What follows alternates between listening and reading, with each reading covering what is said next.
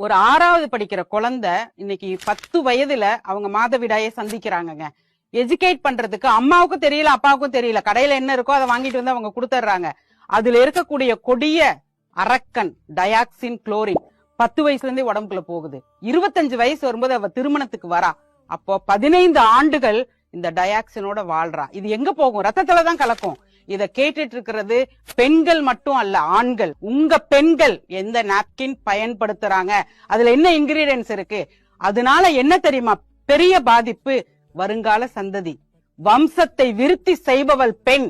செயற்கை கருத்தரிப்பு மையத்துக்கு போய் உங்க வம்சம் விருத்தி அடையணுமா? 2 மனங்கள் இணைந்து அந்த பந்தத்தில் வாழ்ந்து உங்க குழந்தைய நீங்க பெத்தெடுக்க வேண்டுமா?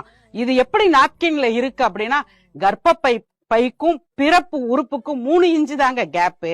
இவ்வளவு கெமிக்கலை அந்த கர்ப்பப்பை தாங்குமா? இன்னைக்கு ரத்த வங்கி கேள்விப்பட்டிருக்கிறோம், எஃகு வங்கி. கஷ்டமா இருக்கு, சொல்றதுக்கே எனக்கு கஷ்டமா இருக்குங்க. குழந்தை ஒரு வரம்.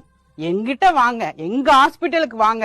ஏதோ டீ கடையை திறந்து வைக்கிற மாதிரி இப்பொழுது இந்த ஊரிலும் இப்பொழுது இந்த ஊரிலும் அப்படின்னு என்எச்ல ரோட்ல பெரிய பெரிய போர்டுங்க. தாய்மை ஒரு வரம், வாங்க. ஏங்க, ஒவ்வொரு பெண்ணும் என்ன ஆடா மாடா சென சேர்த்துறதுக்கு ஆஸ்பத்திரிக்கு போறதுக்கு